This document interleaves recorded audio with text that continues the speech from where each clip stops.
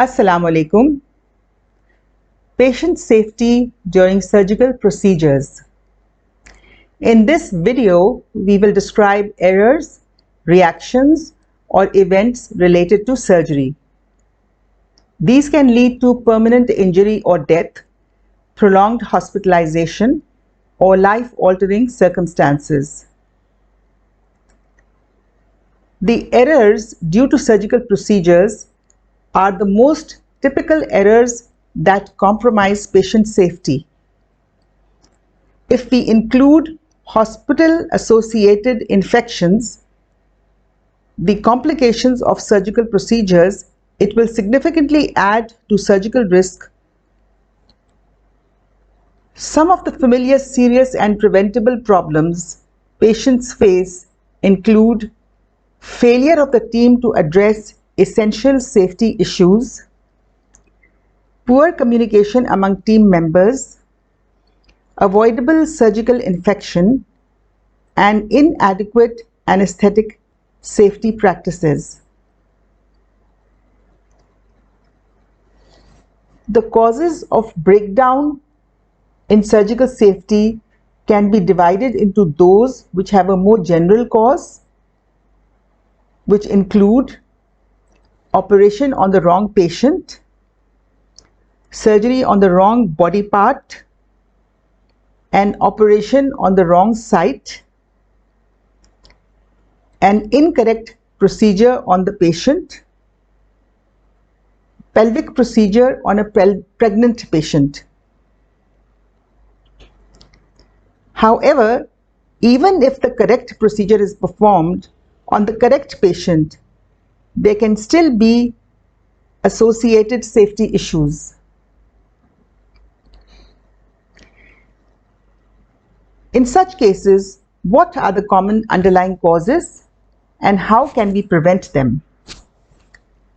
A common surgical error is leaving behind a surgical instrument or a swab or sponge inside the body.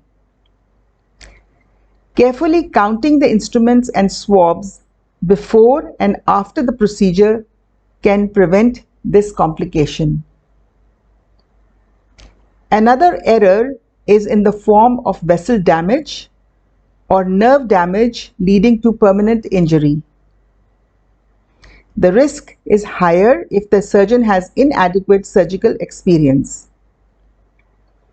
Excessive bleeding, if not recognized, can produce excessive blood loss, which, if detected late, leads to disseminated intravascular coagulation, followed by multi-organ failure. Excessive bleeding is a complication in obstetrics and gynecology surgery where a patient may have a vaginal hematoma associated with an episiotomy or vaginal tears or a broad ligament hematoma following instrumental delivery of a baby or by cesarean section. Another injury is the injury to an organ, which may be a minor injury or a major injury.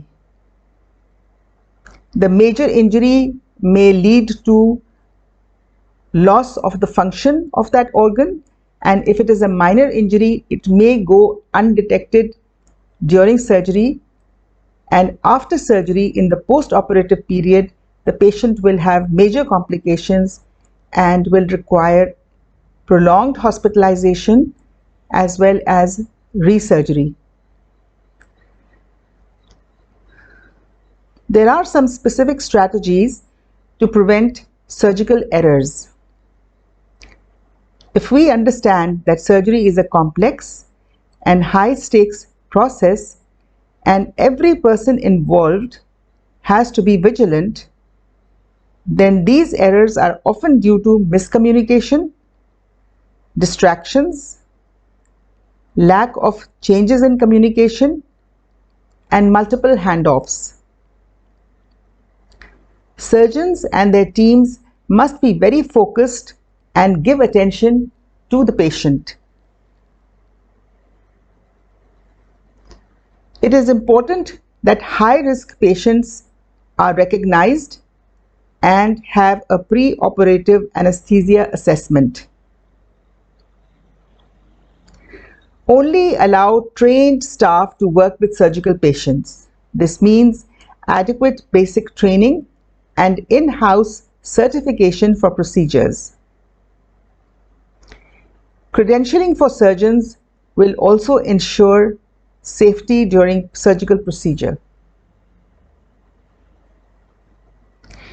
Putting a wristband on the patient's complete identification is another strategy for correctly identifying the patient after confirming with the patient. For example, when the patient is awake, then confirm the name and the medical record number on her wristband and check it against the medical record number. Once the patient is under anesthetic, this cannot be done, and the wristband is the only method of identification for the patient. Using pre-operative checklists and attention to detail in completion of these checklists will prevent anesthesia-related mistakes. Documenting the correct procedure in the operating theatre when booking the patient for the procedure is important. At this time, the patient's name, the medical record number, or any other identification which is required should be entered accurately and correctly.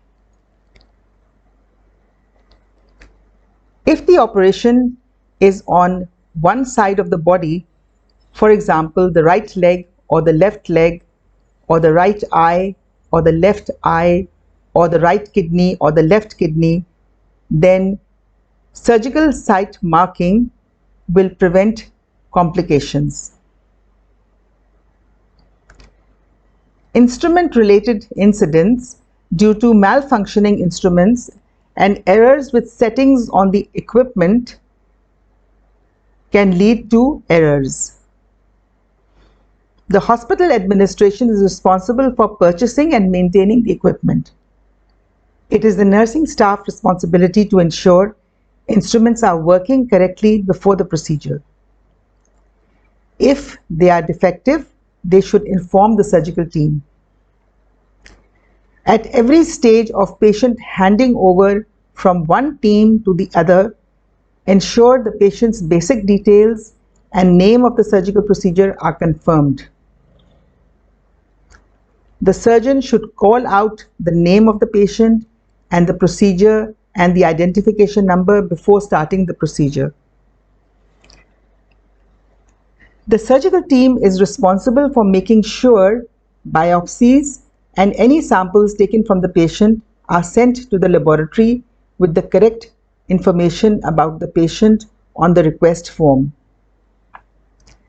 The patient's management after surgery is incomplete if these reports are unavailable.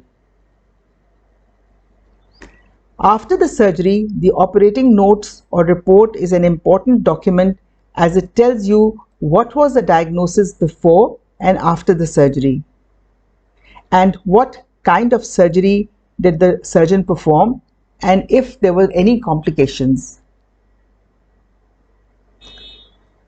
Technology may assist in reducing risk, but it is important to remember that technology may be a double-edged sword.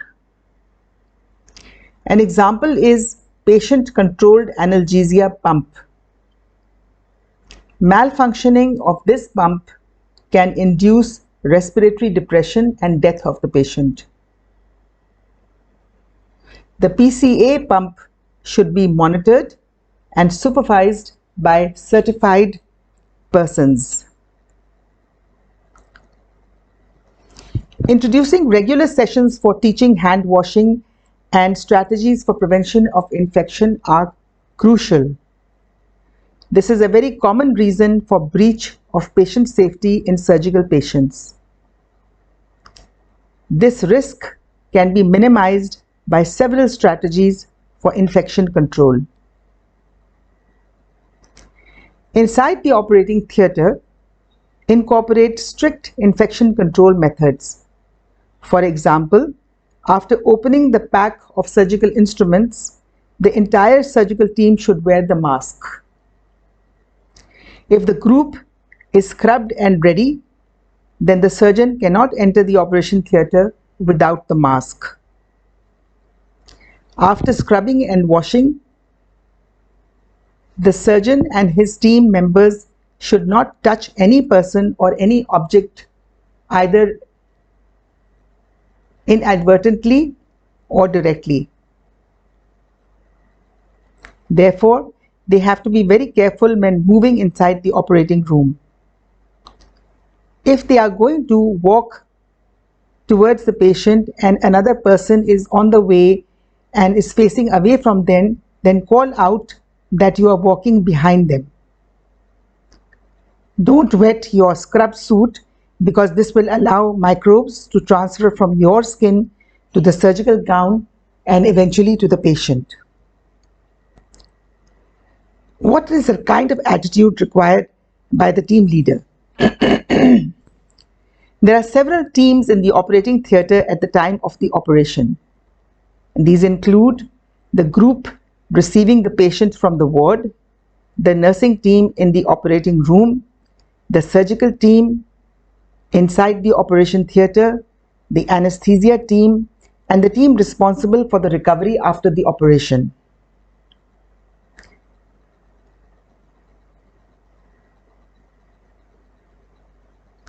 Close collaboration among team members and a friendly atmosphere will promote easier communication about the patient and also reporting of incidents. You must keep updating yourself with regular attendance in continuing medical education programs. Remember that sleep deprivation is more likely to be related to incorrect decision making. If you are sleep deprived, recognize this and step away because your decisions may destroy your professional career and the patient's life. With this, we come to the end of the video. If you like the video, then please subscribe, like, and press the bell icon to receive notification of future videos. Give comments and share the video with friends. Thank you and goodbye.